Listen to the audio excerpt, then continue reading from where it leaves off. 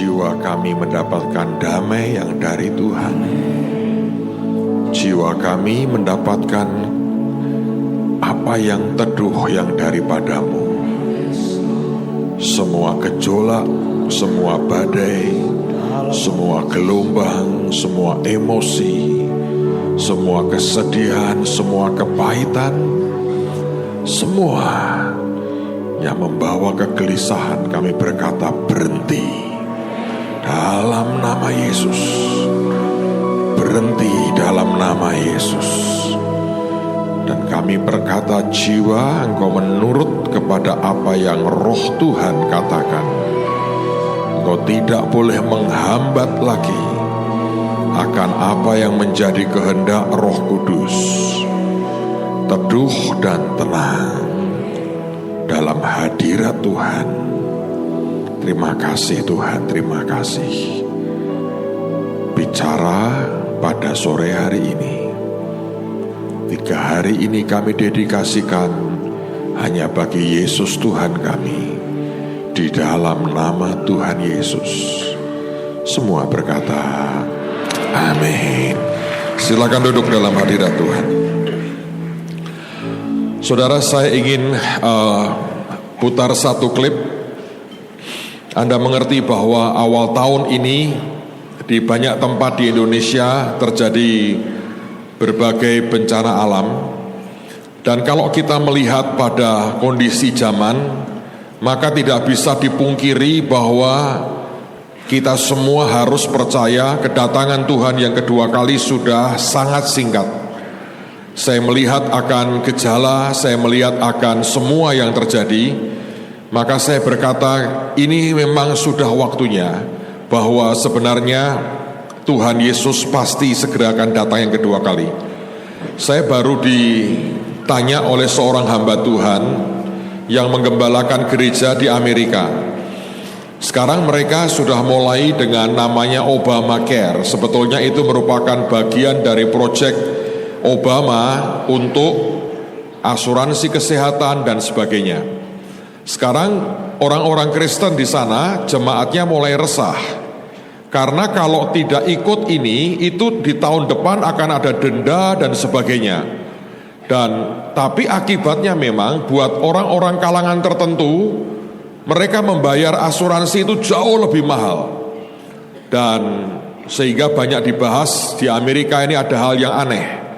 Dulu orang yang ribut soal pertentangan kelas antara miskin dan kaya itu selalu dunia ketiga, negara yang sedang berkembang. Tetapi aneh, ini diangkat isu ini oleh Presiden Amerika.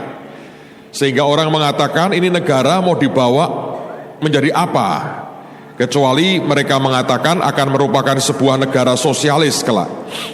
Nah saudara sekalian, saya kalau membaca itu, teman saya bingung, Pak ini bagaimana? Memang sampai hari ini belum ada kepastian bahwa harus pasang chip. Tapi itu soal waktu sebenarnya. Nah kalau itu berlaku, itu akan melanda seluruh dunia dalam waktu yang sangat singkat. Saudara sekalian, karena itu saya percaya bahwa memang kita harus terus berdoa menahan bencana, dan itu harus didorong sejauh mungkin dari bangsa kita. Karena itulah kita dipanggil jadi pasukan Tuhan. Tapi pada sisi yang lain saya percaya bahwa ini memang akan makin banyak terjadi. Dan karena itulah kita mesti punya satu kekuatan untuk mengantisipasi ini. Bagaimana anak-anak Tuhan, gereja Tuhan punya kekuatan menjangkau mereka yang sedang membutuhkan. Klip ini akan menjadi sebuah informasi buat Anda apa yang kami kerjakan. Dan kebetulan pada waktu banjir anak saya termasuk yang hampir setiap hari pergi dan sering kali pulang sampai jam 1 pagi. Sebetulnya dia pergi nggak terlalu jauh, tapi medan yang ditempuh itu harus pakai perahu kecil, itu melawan arus sungai yang derasnya luar biasa untuk menjangkau desa-desa yang memang terisolasi. Nah saudara sekalian, saya melihat kalau bukan karena kasih Tuhan, orang nggak tahan loh. Beberapa desa itu bahkan beberapa hari tidak terjangkau oleh siapapun. Dan waktu kita masuk pertama kali, kita termasuk orang pertama yang di sana. Kemudian Anda ngerti itu banjir di daerah Jawa Tengah. Lalu Anda mengerti baru bulan lalu kira-kira Gunung Kelut meletus dan hampir semua airport di Jawa tutup. Semarang 1 hari tutup karena abunya itu berbahaya buat penerbangan. Yang kasihan kalau Anda ke Jogja dan Solo seperti winter, seperti musim dingin. Tapi bukan salju sebetulnya, tapi abu, debu vulkanik. Dan itu mengerikan buat penerbangan sama sekali tidak boleh. Dan kita kirim tim ke sana, kami masuk ke satu desa termasuk yang paling dekat dengan puncak di Kelut sana. Dan kami masuk pertama kali di situ dan tidak ada kelompok lain yang masuk. Dari semuanya kita bantu, kita buat dapur umum di situ dan kita kerja. Ini tim terakhir kita tarik karena sudah selesai kondisinya, tapi kita bantu sampai atap-atap rumah yang jebol itu kita ganti dengan terpal sementara waktu. Karena nunggu bantuan genteng pemerintah, ini nggak tahu sampai kapan. Jadi itu ada kira-kira 650 rumah di situ. Anda bisa bayangkan itu terpal membutuhkan berapa banyak. Sudah kita bantu semua tertutup, kemudian kita bawa semprotan air buat bersihkan rumah. Kalau nanti Anda lihat foto-fotonya, kondisinya mengerikan sekali. Sekarang terbuka buat kita, seluruh desa itu berkata, kapanpun mau datang boleh, kita segera akan siapkan buat buka PAUD dan rumah singgah di situ. Dan yang menarik adalah setelah ini kita akan kirim tim pertanian kita, karena pada waktu di Gunung Merapi, salak itu mereka sudah dikatakan mati. Kami punya formula yang ajaib yang Tuhan beri, kita kocorin dengan formula kami. Dalam 8 hari salak itu tumbuh lagi. Padahal biasanya orang mengatakan kalau sudah kena abu vulkanik begitu, akan butuh sekian tahun untuk bisa dipakai lagi dan ditanami lagi. Tuhan memang Tuhan yang luar biasa. Amen. Dalam 8 hari salak itu tumbuh lagi. Dan kita berharap mereka juga akan tertolong. Walaupun mereka tanam 2 tanaman, yang satu saya suka, yang kedua saya nggak suka. Mereka terkenal dengan katanya duriannya. Saya mendapatkan gosip bahwa saya didapat kiriman durian dari Gunung Kelut. Apakah itu betul? Katanya dibawa ke Jakarta. Teman-teman yang berminat, Anda harus ikut mendoakan supaya cukup buat semuanya. Durian saya suka. Tapi yang kedua, mereka tanam berambang, bawang merah yang haleluya sekali. Jadi mereka yang sudah mengungsi kan mereka pergi. Yang nolong banyak sekali, makanan limpah, semua limpah. Kami tidak masuk pertama-tama ke pengungsian, tapi kami masuk ke rumah warga yang ditinggalkan, saudara. Dan kami termasuk yang pertama lihat atap runtuh, rumah hancur, sawah habis, semua tanaman habis. Pada waktu itu, hari di mana pengungsi ini sebagian mulai pulang. Teman-teman TNI kan memang kerja keras di situ, dan kita bantu mereka juga dengan dapur umum. Bahagia sekali. Nah, pagi itu kami semua di briefing, dan kemudian teman-teman dari TNI berkata gini, Mas, sebentar lagi kita akan lihat hujan air mata. Loh kenapa? Ini kan mereka pulang. Saya dengar mereka bahagia banget mereka pulang ke kampungnya. Begitu nanti nyampe, lihat rumah mereka hancur seperti ini. Itu yang kita harus antisipasi, kalian harus siap. Dan betul loh saudara, begitu mereka tiba masuk di desa mereka, hujan air mata. Yang paling teriak nangis paling banyak bapak-bapaknya. Habis. Anda lihat tadi rumah itu, dari debu kemudian hujan. Kayak lumpur, di rumah habis semua. Mau bersihkan mulai dari mana? Makanya tim yang kedua kita kirim itu sebetulnya bawa semprotan air dan genset, saudara. Karena kita mesti dorong lumpur dari rumah. Kalau Anda pakai alat biasa, nggak kuat tenaga kita.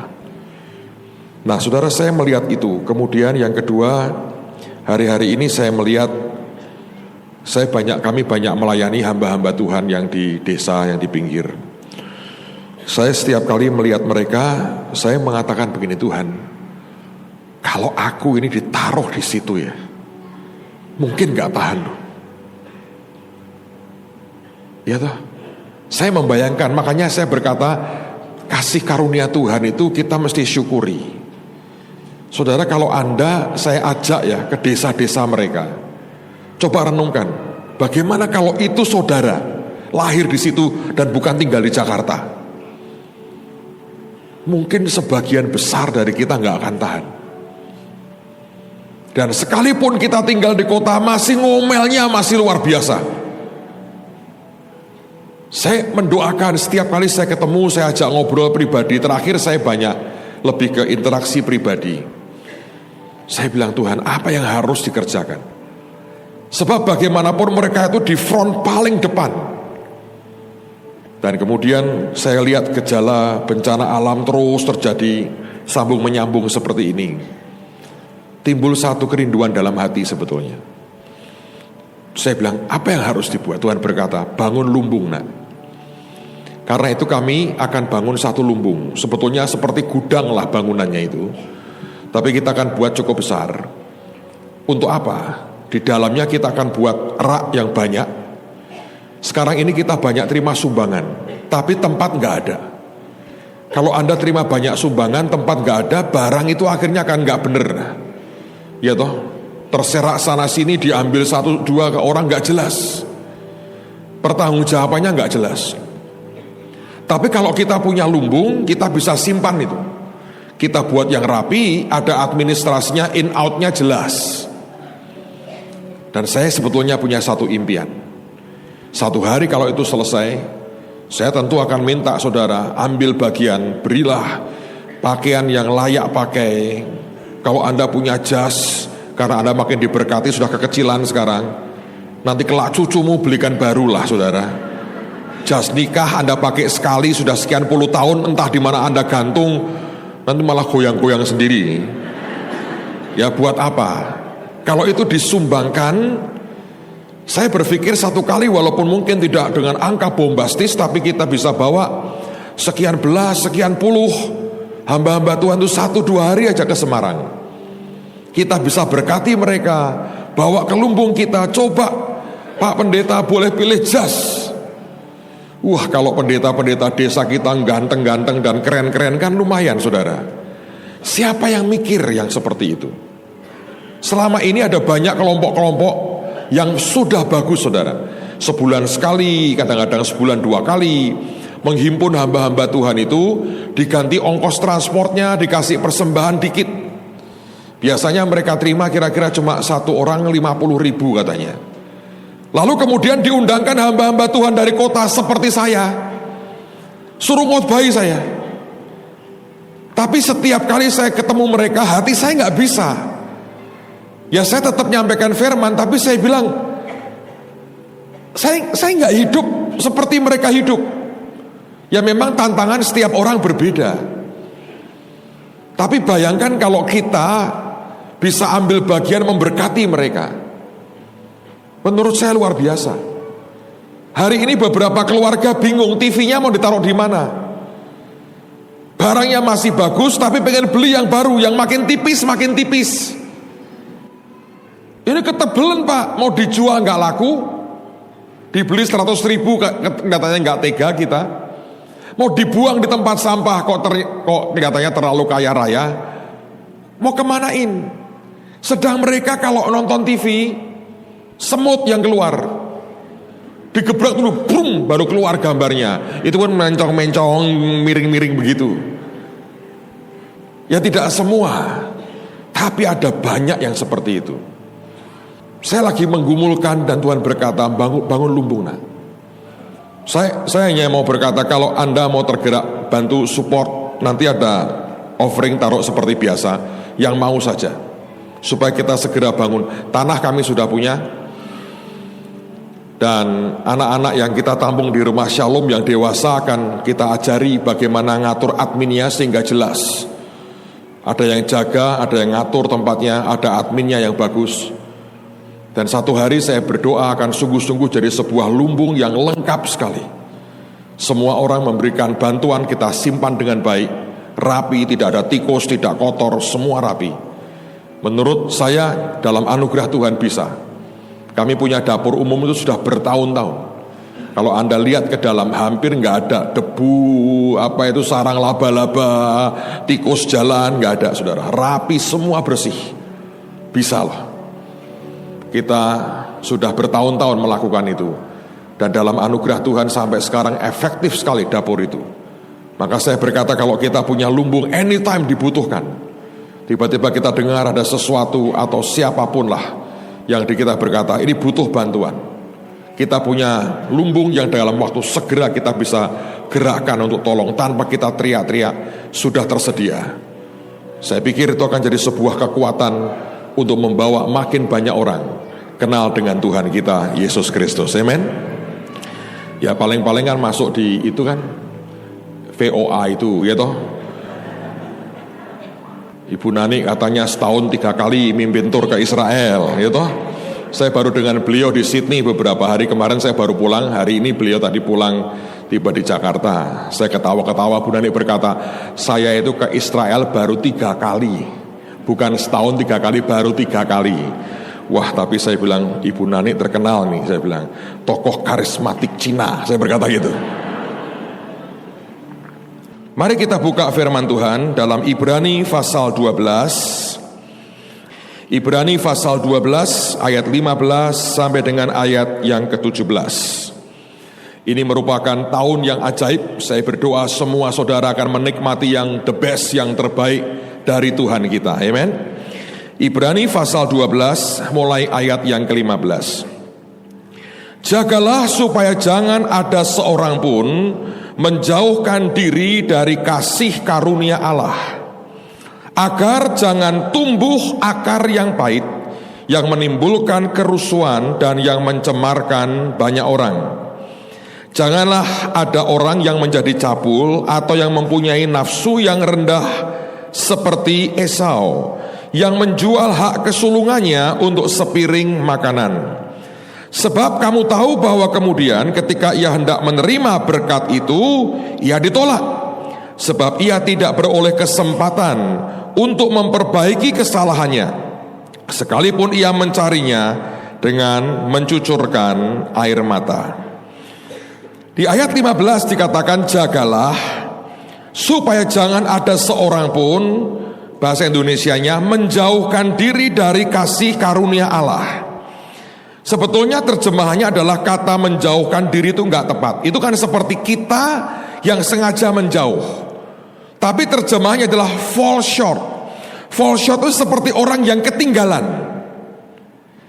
2-3 orang berjalan bersama-sama, ya. Lalu kemudian 1 orang, 2 orang tertinggal di belakang, sehingga tidak bisa mencapai atau menyentuh atau bersentuhan dengan kasih karunia Allah. Ini seperti orang ketinggalan, saudara. Nah, kalau Anda ketinggalan untuk bisa bersentuhan dengan kasih karunia Allah, maka Alkitab mengatakan supaya jangan timbul yang namanya akar pahit. Saudara kan sudah dengar bulan lalu kan, Bu Iin ngajar soal akar itu. Nah, ini sebetulnya dari mana, Pak? Orang kok bisa muncul kepahitan itu dari mana? Salah satu di antaranya itu karena ketinggalan sebetulnya. Ya, kita bergerak bersama-sama dari start line yang sama, tiba-tiba di tengah jalan beberapa orang itu ketinggalan. Yang lain mencapai sesuatu, menikmati anugerah, beberapa orang mengatakan, loh saya kok tidak? Dan ternyata ini bisa menimbulkan akar pahit. Saudara, saya melihat ini ya sebagai hamba Tuhan. Makin hari itu makin banyak orang yang kepahitan karena masalah ini. Dia melihat orang lain diberkati, dia mendengar kesaksian kelihatannya begitu mudah, tapi dia merasa dirinya sendiri, kenapa saya nggak seperti itu ya?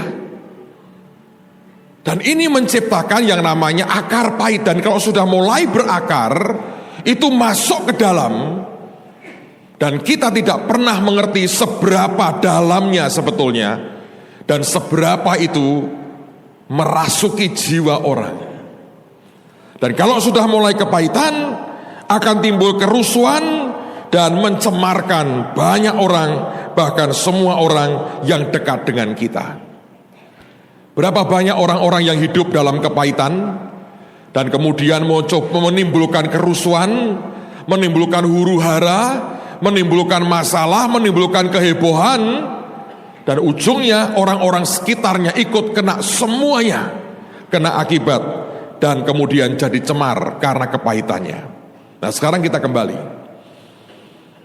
Apakah betul Pak ada orang-orang yang seperti itu? Iya. Karena itu Alkitab memberikan warning, peringatan buat kita. Jagai, waspada. Jangan sampai kamu itu ketinggalan. Jangan sampai kamu tertinggal di belakang.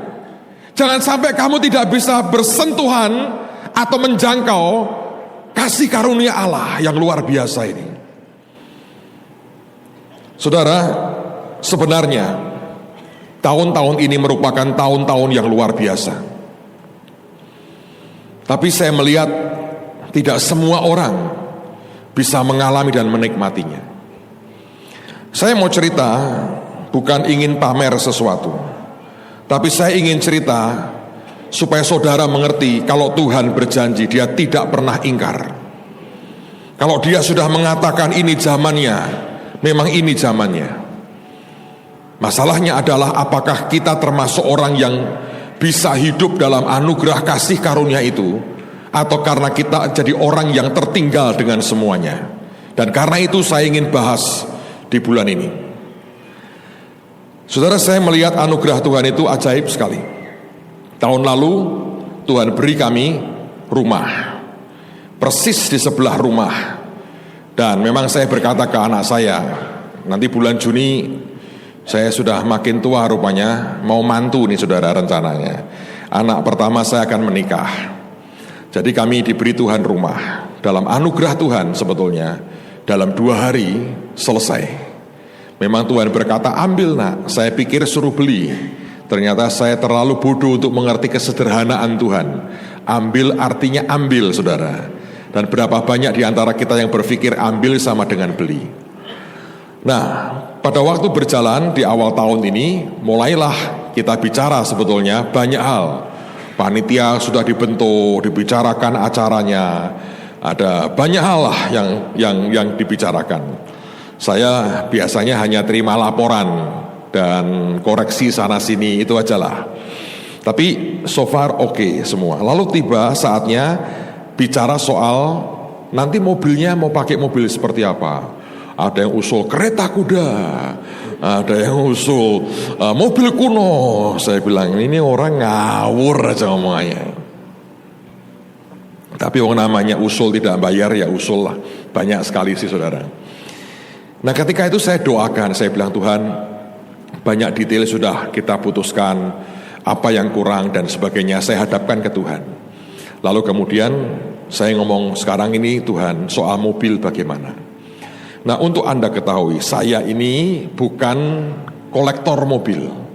Saya juga tidak terlalu suka banget drive, nggak suka. Saya bukan Yusak Cipto yang umur hampir 79 masih suka ngebut saudara. Itu karunia tersendiri, opa luar biasa ini. By the way tanggal 12 ada ibadah di Bandung. Nanti yang mau datang itu harus pakai stiker. Kita dapat jatah berapa ya? Sampai hari ini kita belum terima stikernya seperti apa, jadi atau belum dan sebagainya. Tunggu besok dan lusa, siapa tahu ada perkembangan. Karena saudara harus pakai stiker. Kalau sampai Kamis stikernya nggak ada, berarti Anda tidak boleh datang semua. Karena hanya yang pakai stiker yang boleh datang, karena tempatnya terbatas. Beliau akan berumur 79 tahun. Ini sebuah umur yang langka. Dan tahun lalu sebetulnya beliau merayakan pesta emas perkawinan. Tapi yang bersangkutan pun lupa. Suatu pagi pada hari itu Tuhan ngomong gini, Yusak, kamu sudah nikah 50 tahun. Tahu jawabannya? Mosok. Nah, itu Yusak Cipto, itu nabi yang luar biasa. Tuhan pun dibegitukan. Saking kedekatannya. Diomongi Tuhan yang ngomong mosok gitu. Jadi kalau Anda ngomong dia ngomong begitu tenang saja. Tuhan pun di mosok katanya. Ya kamu 50 tahun menikah dengan istrimu baru sadar. Ya bener-bener katanya begitu. Tapi nggak dirayakan karena semua lupa.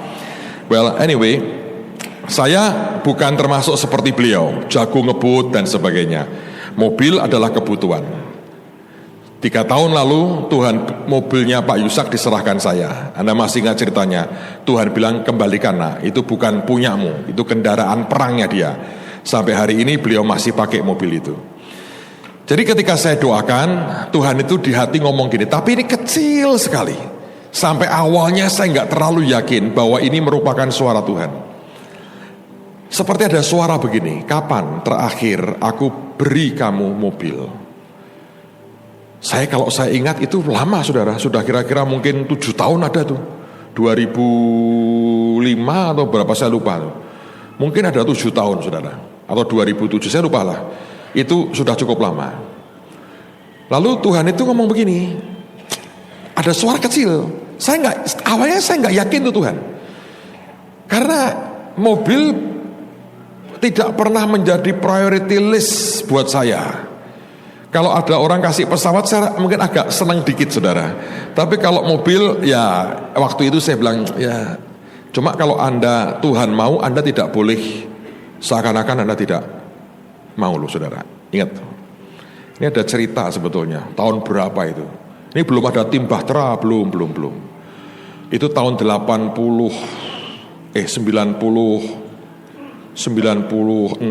atau 98. Waktu itu Gedung Gracia diresmikan. Nah sebelum Gedung Gracia diresmikan, saya itu diberi orang mobil BMW saudara. BMW itu singkatannya apa? Behold my word. Nah itu semua itu prophetik saudara, harus. Saya dikasih orang seri 3. Nah lalu kemudian pada waktu itu Bu Iin juga beli mobil baru. Saya nggak terlalu kenal dengan dia waktu itu. Sekarang pun belum terlalu mengenali betul saudara. Ya karena masih sering salah paham saya dengan dia tuh. Yang salah dia lebih banyak daripada itu. Saya paham tapi dia banyak salah. Saya banyak paham, dia banyak salah. Jadi salah paham, makanya dia banyak salah karena saya banyak paham. Saya banyak memahami. Nah pada waktu itu yang khotbah dia sendiri loh, di Cirebon itu, di khotbah dia sendiri. Dia berkata dia diberi Tuhan penglihatan, ada 2 mobil BMW. Lalu kemudian beliau berkata begini, Tuhan buat apa aku naik BMW? Yang satu Tuhan, dia ngerti diberikan ke saya. Yang satu diberikan ke dia. Dia ngomong gini, Tuhan buat apa mobil BMW? Aku pelayanan kan di tempat penampungan sampah di kampung-kampung, nggak cocok Tuhan. Terus ganti kijang, saudara. Dan beliau setia sampai dengan hari ini. Tapi sebelumnya setelah itu ada peristiwa setelah Bahtera itu, Tuhan beri saya Jaguar. Itu juga profetik. Jangan ganggu anak raja. Gambarnya harimau lompat. Itu kalau ketemu kijang, yummy.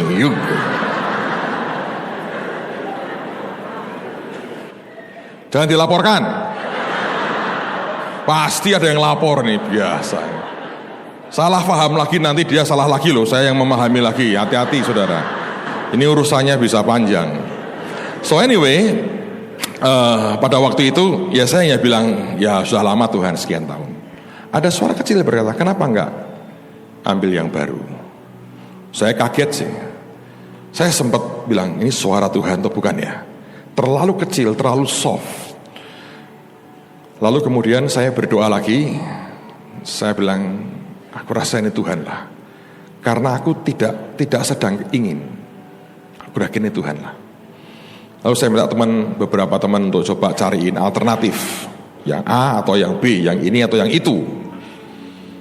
Dan kemudian dari kesimpulan semua berkata, Pak yang ini aja, yang itu jangan. Terus kemudian kita cek harga dan sebagainya. Oke, kita ada harga tertentu. Saya berkata, aminlah, gua ambil. Dan Tuhan kasih saya uangnya. Berkatnya ngalir, saya bilang bisa nih. Gue beli. Saya ngomong sama anak saya, nanti papi beli yang baru. Kamu nikah pakai mobil ini aja. Wah dia senang, dia happy. Thank you ya Bi katanya. Terima kasih sama Tuhan ini. Papi yang kasih duit, saya belum bayar. Pada waktu bulan lalu di Bandung, saya share saudara. Seperti yang saya bagi dengan Anda sekarang. Saya nggak nyebut mobilnya, saya nggak nyebut jumlahnya. Dan malam saya bermimpi. Dan ini mimpi saya mau cerita dengan saudara. Saya lihat saya masuk ke tahta Tuhan, ruangan tahta Tuhan. Itu pilarnya gede-gede, mungkin 3-4 kali lipat pilar yang kita lihat ini saudara.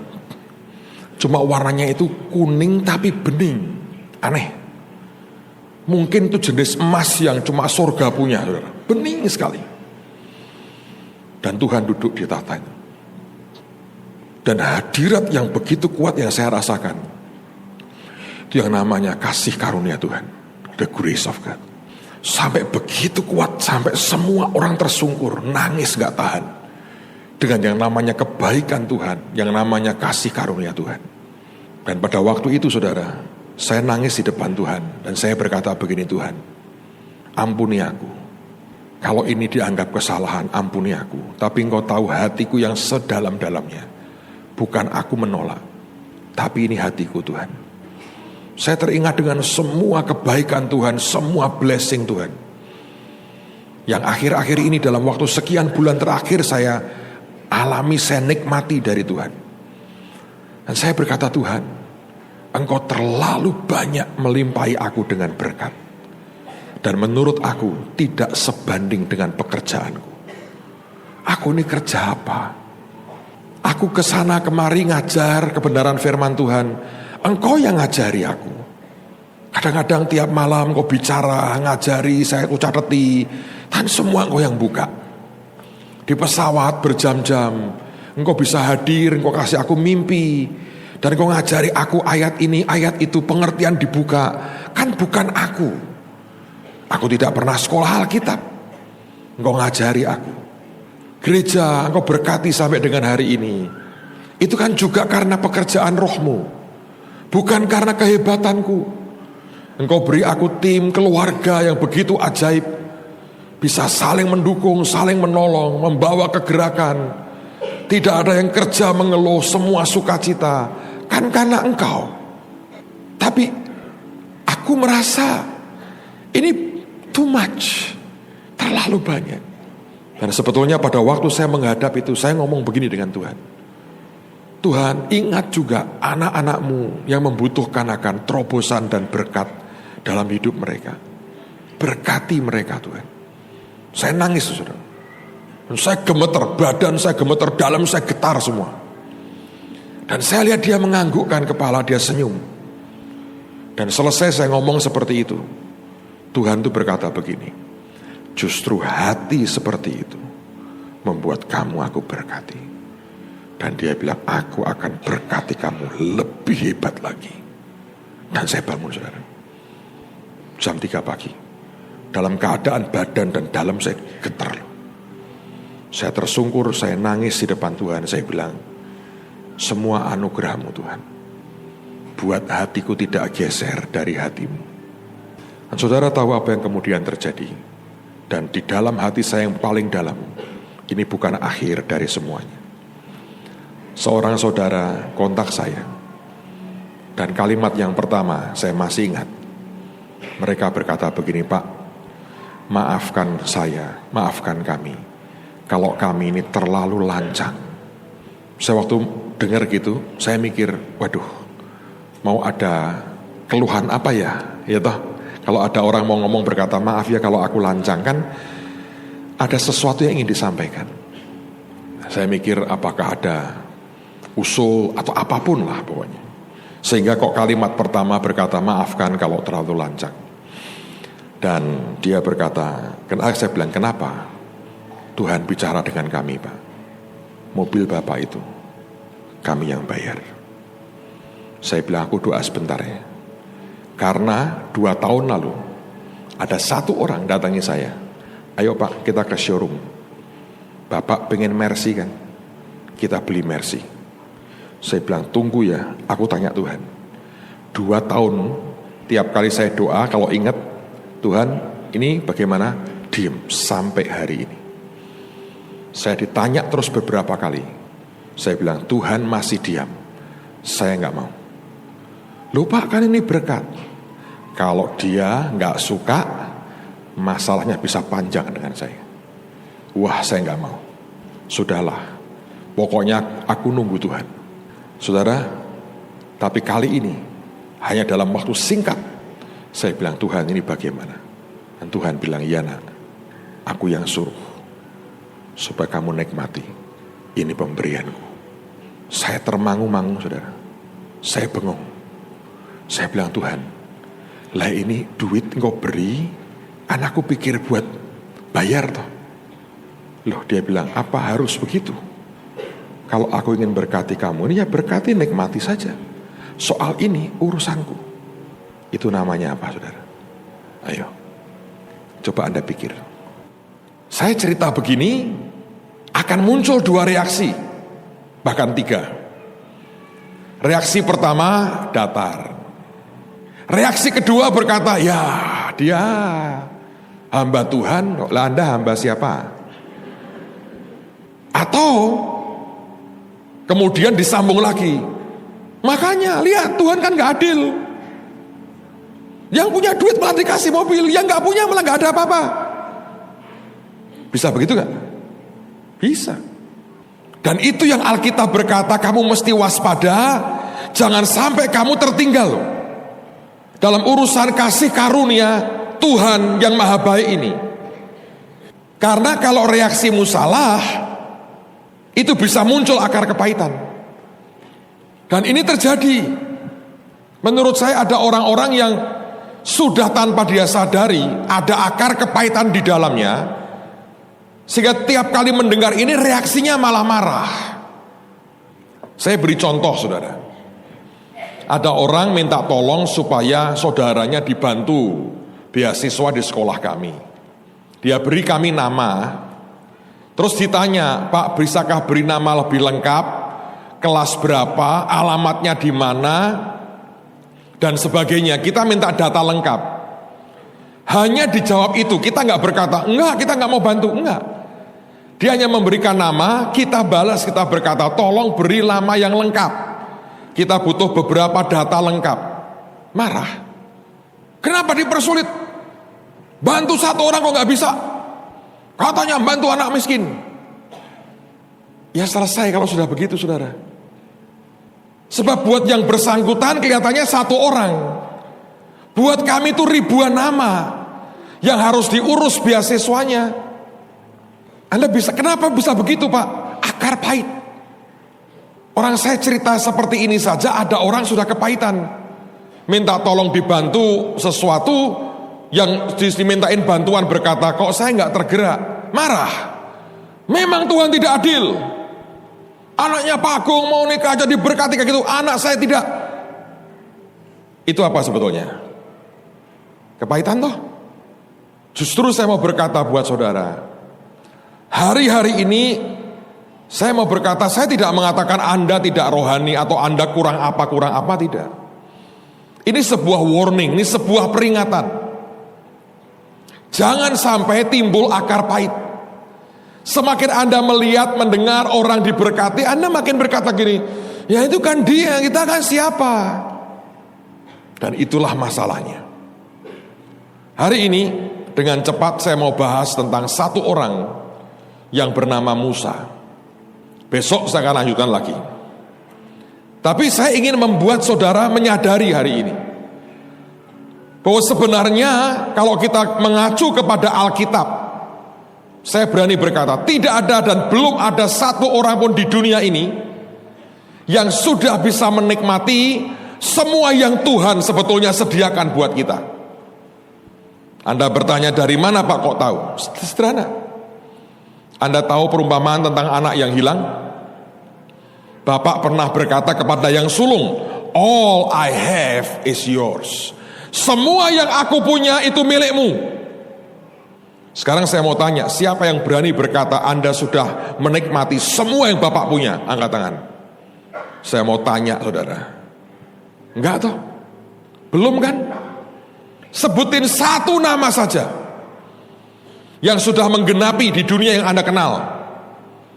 Ketika Bapak berkata all I have is yours, itu sebuah statement, pernyataan yang kuat dan luar biasa dahsyatnya. Tapi sebegitu dahsyat sampai orang Kristen sebetulnya nggak percaya. Tidak ada orang mempermasalahkan itu loh. Kita berulang-ulang membaca pernyataan Bapak yang mengatakan semua yang aku punya kamu punya.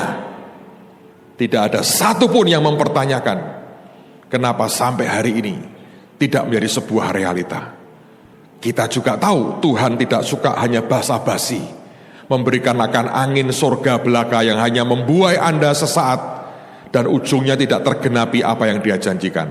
Kita punya Yesus yang apapun yang Dia katakan dan janjikan, ya dan amin. Di mana masalahnya? Di kita, saudara. Saya harap Anda masih ingat sebuah peristiwa yang mungkin sudah saya ceritakan bulan lalu. Saya diundang khotbah di Surabaya, dan hari itu di rumah itu untuk pertama kali dipakai untuk kebaktian. Wah, kami exciting sekali, luar biasa. Lalu kemudian saya dijemput di hotel. Nah, bapak dan ibu yang punya rumah itu berkata, "Pak, ini sudah siap semua. Kira-kira saya ngundang 150, yang datang 200-an sampai di luar-luar, saudara." Dan beliau berkata, "Kami akan lostrum, Pak, supaya AC-nya dingin." Wah, terima kasih, saya bilang. Kalau sambil berkeringat itu berat, saudara. Lalu kemudian menjelang sampai di rumah, saya diberitahu, "Waduh, Pak, PLN-nya belum datang." Gak lama kemudian datang petugas PLN 2, dapat surat tugas, rumah jalan ini nomor sekian harus di lostrum. Setelah beberapa saat saya diberitahu, "Maaf ya Pak, tidak bisa lostrum. Saya minta daya sampai sekian ribu untuk semua AC. Hanya mampu diberi sekian, Pak." "Kenapa? Apa PLN kekurangan daya di Jawa Timur?" "Tidak, Pak." Mereka berkata, "Rumah ini rumah lama. Kabelnya instalasi zaman Belanda. Kabel Belanda ini tidak kuat lagi. Kalau di lostrum terbakar semua rumah ini. Karena itu harus ditahan, jangan di los ya," katanya. Dan Tuhan berkata, kabel Belanda di hidup anak-anakku itu loh, nak, yang membuat masalah. Di los berkat, murtad semua, saudara. Dan dalam cintanya dia mau berkata, "Enggak lah, aku tidak ingin membuat mereka ke neraka." Terpaksa Tuhan menahan demi cintanya kepada saudara. So hari ini saya mau berdoa supaya kabel Belanda dalam hidup kita selesai hari ini. Amen. Nah, apa yang harus kita pelajari dari orang yang bernama Musa? Saudara, Musa ini adalah salah satu orang menurut saya terbesar yang pernah hidup di dunia ini. Salah satu. Kalau Anda membayangkan menggembalakan jemaat, katakanlah jemaatmu 2 juta orang. Saudara tidak bergaul dan hidup dengan jemaat setiap hari. Engkau bahkan tidak ngurusi makan minum mereka secara fisik setiap hari. Seminggu sekali kumpul, Anda khotbah, kemudian selesai. 2-3 orang konseling dengan saudara. Tapi kalau setiap hari Anda konseling orang dari pagi sampai malam, dan Anda hidup tinggal bersama dengan mereka, dari makan minum sampai WC mereka Anda harus urusi, 2 juta orang, dan Anda bisa bertahan 40 tahun, itu sebuah keajaiban. Itu umur diperpanjang terus sama Tuhan, saudara. Dan Musa melakukan itu. Tetapi ketika saya berdoa, Tuhan berkata begini, "Nak, Musa tidak sekejap jadi seperti itu. Di awal aku banyak dealing, berurusan dengan jiwanya." Tadi kita nyanyi, "It is well with my soul." Saya berdoa supaya kita ini punya jiwa yang sembuh. Karena ada roh, jiwa, dan tubuh. Dari apa yang profetik dan yang ilahi untuk jadi sebuah kenyataan di daging, ngelewatin proses yang di jiwa. Dan pada waktu kita tidak bisa melewati itu, saudara, Anda dalam masalah besar. Apa yang Tuhan janjikan tidak bisa turun dengan kuat dan terhambat bukan karena maunya Tuhan, tapi karena jiwa kita, pikiran, perasaan, kehendak kita ini yang ngaco, saudara. Nah, apa yang salah dengan Musa? Saya mencatat berbagai hal. Kita akan mengalir saja seberapa Tuhan akan membuka buat kita pada hari ini. Yang pertama, mari kita buka firman Tuhan sama-sama dalam kitab Keluaran ayat yang ke-11 dan ayat yang ke-12. Keluaran 3, maaf. Keluaran 3 ayat 11 dan ayat yang ke-12. Alkitab berkata, tetapi Musa berkata kepada Allah, siapakah aku ini? Maka aku yang akan menghadap Firaun dan membawa orang Israel keluar dari Mesir. Ingat, Tuhan berkata, Musa, engkau menghadap Firaun. Dia berkata, siapa aku ini? Maka aku yang akan menghadap Firaun dan membawa orang Israel keluar dari Mesir. Ini apa sebetulnya? Dia menilai rendah dirinya sendiri dibanding dengan Firaun. Lalu firman-Nya, bukankah aku akan menyertai engkau? Inilah tandanya bagimu bahwa aku yang mengutus engkau. Apabila engkau telah membawa bangsa itu keluar dari Mesir, maka kamu akan beribadah kepada Allah di gunung ini. Saudara, Musa mendengar sebuah assignment, penugasan Tuhan yang berkata engkau menghadap Firaun. Dia berkata begini, siapa aku ini dibanding Firaun?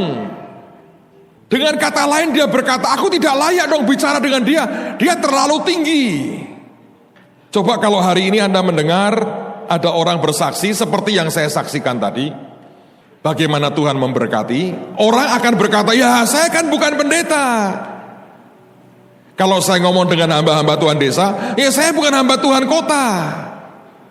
Saudara, saya ini dulu penggemar, pengagumnya Pak Yusak sebelum jadi anaknya. Sekarang pun saya masih mengagumi dia. Makin kenal, makin ngerti pergumulannya, makin ngerti yang dihadapi, saya makin kagum. Tapi ini sebuah attitude yang salah tadinya. Kalau saya mendengar dia bersaksi, Tuhan bicara dengan dia. Dia omongi, Yusak, ini kamu ulang tahun pernikahan mas. Mosok. Saya bilang, wah ajaib ya, bisa dekat dengan Tuhan. Dia cerita bagaimana dulu rumah sudah habis kontrakannya. Dia harus naik Vespa, cari rumah hari Minggu, kanan kiri. Akhirnya dapat rumah. Saya melihat itu, saya berkata luar biasa. Orang-orang sebagian mengatakan, itu bohong. Saya nggak berkata bohong. Saya percaya dan memang itu hidupnya. Dan saya berkata, Tuhan ini luar biasa. Tapi ada attitude yang salah. Saya berkata apa? Oh itu kan Pak Yusak. Saya kan bukan. Ya memang bukan. Tapi kalau begitu saya mengatakan, oh itu Pak Yusak, itu Nabi. Maka semua pengalaman rohani jalan dengan Tuhan yang beliau miliki tidak akan sampai kapanpun jadi bagian saya. Saudara, ini yang sebetulnya termasuk salah satu yang menghambat sangat banyak apa yang Tuhan mau kerjakan dalam hidupmu. Dia sudah bicara begitu banyak dan berkata, kerjakan ini nak. Engkau berkata, siapa aku ini Tuhan? Gak mungkin. Aku gak bisa. Aku gak levelnya. Dan itu mentalitas seperti itu yang membuat banyak hal yang sebetulnya akan Tuhan berikan dalam hidupmu terhambat oleh dirimu sendiri. Sebagai hamba Tuhan, saya membaca kendaraan mobil adalah kendaraan perang saya. Seberapa Tuhan akan beri, terserah Tuhan. Tapi kalau saudara diberi tanggung jawab tidak pernah Anda kerjakan, maka jatahmu juga akan turun. Dan engkau tidak terima sebagaimana seharusnya. Saudara, jangan berpikir bahwa kalau dalam kita goyah, rasa percaya diri dan ke Tuhan terutama goyah. Jangan Anda pikir itu tidak bermasalah loh. Saya dengar sebuah cerita kesaksian yang ajaib sekali dari seorang hamba Tuhan, seorang ibu. Beliau dari Jawa Tengah, satu hari dia khotbah di Jakarta. Lagi khotbah saudara.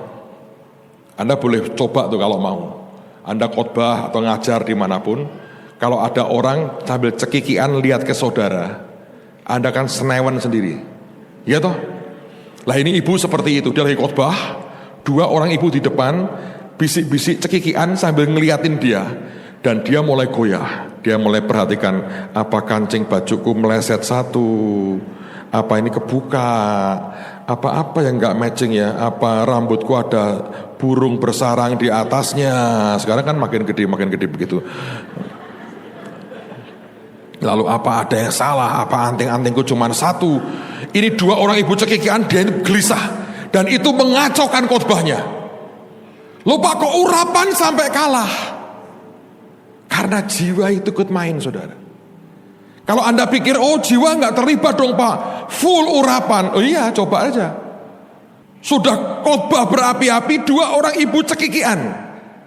Dan sekian menit dia begitu gelisah, mau berhenti ngaca sebentar kan nggak bisa. Kalau sekarang lumayan ada kamera, kalau ada yang salah saya begini. Apa yang salah ya aku ya, tolong kamera sorot. Oke kok kelihatannya. Kan begitu, dulu kan nggak ada. Dan hamba Tuhan ini cerita dengan saya. Tahu nggak? Hampir saya damprat itu. Hampir saya tegur. Ganggu saya. Tapi dia bilang, aku masih waras.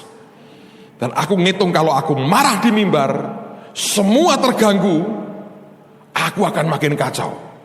Dan mungkin 2 orang ibu ini murtad langsung ke neraka. Sakit hati dengan pendeta. Aku tahan, tapi ku percepat khotbahku. Karena aku gak tahan, apa yang salah? Begitu selesai dia langsung ke kamar mandi ngaca. Gak ada yang salah. Kurang ajar itu orang. Selesai dia keluar lagi, 2 orang ibu datangi dia. Dia ngomong gini, mau konseling nih, gua habisin ini. Saya mau berkata, Tuhan berkata kamu tidak hormat firman Tuhan. Cekikian. Tapi dia bilang, Tuhan tolong saya loh.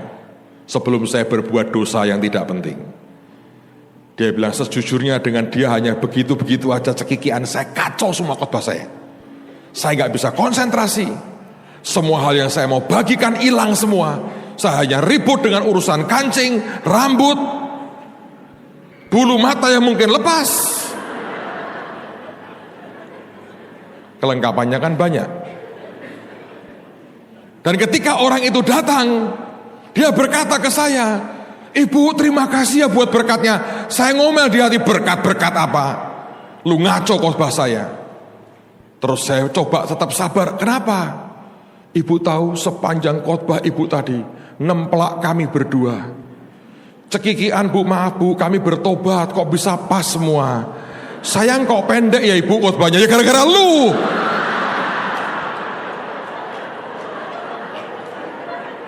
Coba Anda renungin itu. Apa kaitan? Apa kaitannya? Banyaklah di jiwa ini. Ketika confidence-nya hilang, buyar semuanya. Saudara, Alkitab berkata tanpa iman tidak mungkin kita memperkenan Tuhan, betul nggak? So di mana Pak letak persoalannya? Kenapa ada banyak orang tidak bisa nikmati yang Tuhan sediakan? Satu di antaranya, Anda telah menaruh hidupmu, Anda nilai begitu parah, sehingga tidak mungkin, tidak bisa, no way, hopeless. Dan itu yang sebetulnya membawa persoalan dalam kehidupanmu sendiri. 12 pengintai dikirim Musa masuk tanah Kanaan yang sama mereka. Masuk Kanaan mereka lihat yang sama. 10 orang memberikan bad report dengan mengatakan, kita seperti belalang di hadapan mereka. Bayangin, Musa memimpin 2 juta pasukan belalang ternyata. Dan itu yang membuat mereka tidak masuk Kanaan.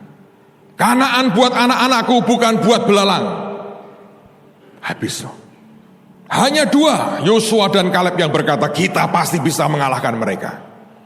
Saudara, Anda mesti hati-hati dengan cara melihatmu tentang dirimu sendiri. Kalau saudara tidak kenal dan tidak ngerti apa yang Tuhan maksud atau pendapat Tuhan tentang dirimu, masalah. Di awal sekitar sekian belas tahun lalu saya kedatangan tamu seorang hamba Tuhan. Sekarang beliau sudah almarhum. Dia seorang nabiah dari Afrika Selatan. Satu hari selesai pelayanan di tempat kami, saya dipanggil. Dan dia berkata begini, Pastor, aku disuruh mendoakan kamu. Dan dia berkata, Tuhan ngomong begini, itu hambaku ya, dia tidak kenal dan tidak tahu siapa dia sebenarnya. Wah, saya kaget. Saya mencoba membela diri berkata, kenal, saya kan hamba Tuhan, kita baru merintis gereja. Dia ketawa, persis seperti yang Tuhan bilang. Kamu tidak kenal siapa dirimu. Dan dia bilang, kamu harus tahu siapa dirimu. Saudara, kalau Anda sebuah traktor besar dan Anda berpikir engkau adalah cangkul, itu masalah loh, ya toh? Kalau engkau tidak kenal siapa dirimu di hadapan Tuhan dan apa pendapat Tuhan tentang Anda, berapa banyak sebetulnya tanggung jawab besar yang Tuhan beri tidak kita kerjakan. Traktor yang besar, Tuhan berkata, engkau habisi gunung itu. Dan kita merasa aku ini cuma cangkul. Anda ngomel gak? Gak mungkin Tuhan, dengan cangkul ini aku bisa memberesi gunung itu. Tuhan berkata, siapa yang bilang engkau ini cangkul? Saya cangkul. Anda paling-paling dinyanyikan, cangkul-cangkul yang dalam menanam jagung di kebun kita, saudara. Itu aja. Dan berapa banyak sebetulnya karena tidak kenal diri. Anda pernah lihat dengar ilustrasi anak Raja Wali yang hidup di bawah asuhan induk ayam? Dia nggak bisa terbang. Karena untuk mengajar Raja Wali terbang butuh tempat yang tinggi. Gunung Kelut meletus. Jadi Raja Wali panggang, saudara. Dia nggak bisa terbang. Saudara harus ngerti siapa dirimu dalam mata Tuhan. Bukan untuk kesombongan, untuk Anda berfungsi sebagaimana yang seharusnya. Kalau saya tidak tahu kegunaan mikrofon yang wireless ini, yang kabelless, kalau saya tidak ngerti ini, saya akan terpaku dekat dengan alat yang lain. Ya kan? Begitu saya tahu bahwa ini tidak membutuhkan kabel, saya punya freedom. Sama dengan kehidupan Anda. Musa berkata, siapa aku ini? Harus berhadapan dengan Firaun. Dan kalau terus seperti itu dia tidak berani bahkan ngomong dengan Firaun. Bagaimana membawa 2 juta orang keluar dari Mesir? Dan ada banyak orang Kristen melihat dirinya sendiri begitu tidak berarti, tidak berguna. Dan tapi kita berharap Tuhan memberkati kita dengan luar biasa. Nggak pernah bisa, saudara. Kalau Anda punya sepeda motor dan Anda berpikir itu sepeda, pikir apa yang terjadi? Anda akan jalan dengan beban karena yang membawa maju itu kakimu kanan kiri kayak bebek begitu, saudara. Motornya tidak akan pernah berfungsi sama sekali. Oh, ini rendah hati, Pak. Tidak, saudara. Itu rendah diri sebetulnya. Dan itu membuat semua potensi Tuhan dalam hidupmu tidak pernah bisa keluar. Saya berdoa Tuhan akan membawa kita. Ayat yang terakhir, Amsal 23 ayat yang ke-7. Amsal 23 ayat yang ke-7. Saya baca terjemahan lain yang berkata begini. For as he calculates in his soul, sebagaimana dia mengkalkulasi, menghitung di dalam jiwanya, so is he, demikianlah dia. Kata calculates artinya to open the gate. Kata menghitung artinya membuka akan gerbang. Pertanyaannya adalah gerbang seperti apa yang akan Anda buka? Kalau engkau berkata, enggak mungkin Pak, tertutup semua. Seringkali saya beritahu, tidak terkunci, saudara. Anda bisa dorong atau Anda dekati dan pintu itu akan terbuka. Kalau kita jadi orang percaya yang tidak menghitung dengan tepat semua yang Tuhan berikan dalam kehidupan kita, selalu kita menganggap diri kita, aku nggak bisa Pak, aku nggak mungkin bisa. Ini ternyata menjadi masalah besar sekali. Orang Anda berkata, wah saya kalau ini nggak mungkin Pak, hidup saya emang seperti ini, saya lahir dari keluarga seperti ini. Selesai. Hamba yang terima talenta cuma 1, bukankah dia ngomel berkata, aku tahu engkau Tuhan yang kejam, karena itu aku sembunyikan. Dia tidak menghargai bahwa talenta walaupun 1 itu bisa dilipat gandakan dan sebetulnya jumlahnya besar sekali. Saudara, ayo izinkan Tuhan membangkitkan semua potensi yang Tuhan taruh dalam kehidupan kita. Amen, saudara. Sebab itu akan membawa perubahan yang begitu dahsyat dalam hidupmu. Semua tempaan Tuhan dalam kehidupan kita itu bukan untuk menyiksa saudara, tapi membawa potensimu naik di hadapan dia. Jangan kepahitan. Orang lain diberkati, kok aku sepertinya terjun bebas begini. Saya mau tutup dengan sebuah story. Ini ditulis oleh orang yang mengamati burung Raja Wali. Kalau Anda baca di Alkitab seperti induk Raja Wali yang itu ya, Anda harus lihat di Amplified Bible. Bahwa ternyata itu ada digunakan kata betina dan jantan. Nah ini menurut cerita orang seperti ini saudara. Raja Wali betina itu seringkali didekati oleh Raja Wali jantan. Dan Raja Wali jantan kalau jatuh cinta dengan yang betina, dia akan tebar pesona. Dia akan muter terbang meliuk-liuk di sekitar Raja Wali betina. Dia pikirnya gini, biar dia ngerti siapa gua. Seperti pesawat tempur yang hebat itu. Terbang dengan manuver-manuver hebatnya. Tapi Raja Wali betina itu cuma ngeliat, karena dia juga bisa seperti itu. Ya kan, pamer percuma, gua juga bisa sebetulnya.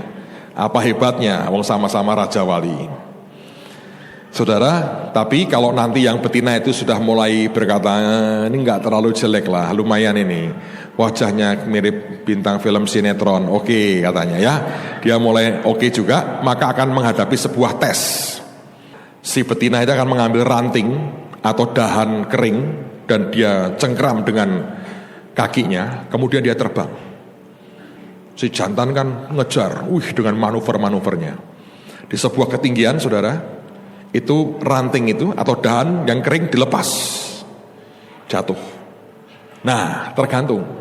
Kalau ini Raja Wali jantan berkata, ranting, dia terus tebar pesona, cintanya ditolak, saudara. Tapi kalau dia dilepas dan dia kejar itu ranting dan dia sambar dengan cepat, terus dikembalikan ke sarangnya betina, maka lulus tahap pertama. Dicengkram lagi batang kering itu, dibawa terbang lebih tinggi lagi, dilepas lagi. Dilihat, kalau yang jantan berkata gini, sombong banget gua disuruh kayak jongosnya ngambilin kayak begini, ogah, cinta ditolak. Tapi kalau kedua juga disambar lagi dengan cepat, dikembalikan ke sarangnya, lulus gelombang kedua. Dan itu berlangsung beberapa kali. Dan setelah beberapa kali selalu dia akan turun menyambar batang kering itu, maka cintanya diterima. Resmilah mereka menghadap ke Pak Rudi, minta diberkati oleh Pak Pendeta. Nah, untuk apa tes seperti itu? Ternyata nanti waktu mereka punya anak, Raja Wali kalau membuat sarang itu ajaib sebelum bertelur. Yang pertama diambillah ranting yang berduri, kemudian ditumpuk ranting yang tidak berduri, kemudian ditumpuk dengan jerami atau rumput kering. Yang terakhir dia kebaskan bulunya, rontokan bulunya yang halus, nutupi permukaannya. Dia taruh, dia bertelur di situ. Setelah menetas, dia beri makan. Di umur tertentu, induknya yang betina akan mengebaskan sayapnya dan semua bulu halus yang empuk itu akan hilang. Tinggallah anak Raja Wali dengan jerami atau rumput kering yang membuat gatal. Dia berkata, mamiku sudah gak beres ini. Tempat enak dibongkar. Dikasih makan daging segar. Raja Wali tidak pernah makan bangkai, saudara. Kalau Anda Raja Wali, hobimu dengar gosip, ngomongin orang, Anda Raja Wali yang hampir mati. Karena sudah nggak bisa terbang lagi, tidak lagi punya pesona dengan sayap Anda makan bangkai tikus, bangkai anjing, dan itu Raja Wali sudah dying. Anak diberi makan daging segar oleh orang tuanya. Setelah makin gede, betinanya mulai lagi beraksi, dikebaskan lagi rumput dan jerami yang kering, dan tinggal ranting-ranting yang menusuk dan nggak enak, nggak nyaman sama sekali. Anaknya berkata, mamah kepahitan ini karena aku dibegitukan. Kasih makan lagi, kemudian dikebaskan lagi, tinggal sisa ranting yang berduri, dan itu nyakiti anak Raja Wali.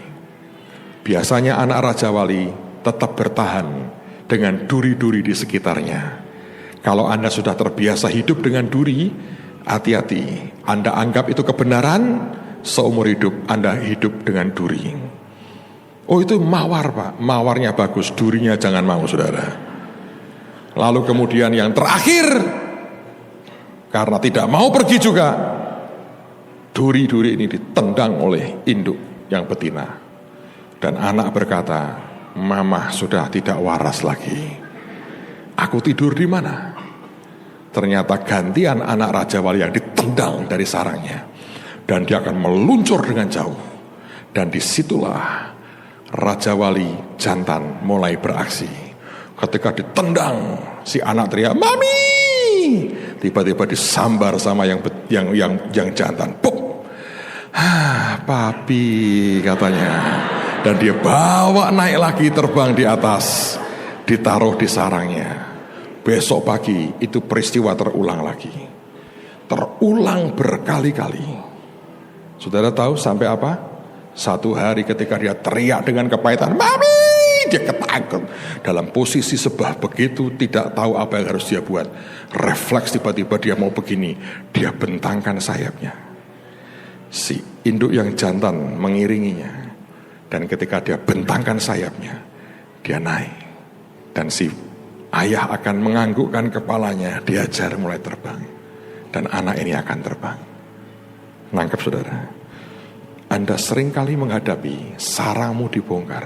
"Pak, saya kok tambah turun?" Sarangmu dibongkar. "Pak, sekarang saya baru level gatel." Belum berduri, tenang saja. Nanti juga belum terjun bebas. Tapi ada Bapak di sorga. Saya seringkali berkata pada Bu Iin, kita punya Tuhan itu pria loh. Pria, Bapak itu pria ya toh. Yesus itu pria, rambut boleh panjang tapi pria. Roh Kudus pria menurut saya, saudara. Ada keibuannya. Dan dia akan angkat kita lagi. So please, jangan kepahitan. Amen. Jangan biarkan apapun jadi masalah dalam hidupmu. Jalan dengan Tuhan. Dia didik kita naik supaya Anda terbang melintasi semua badai. Yang percaya katakan amin. Mari berdiri sama-sama.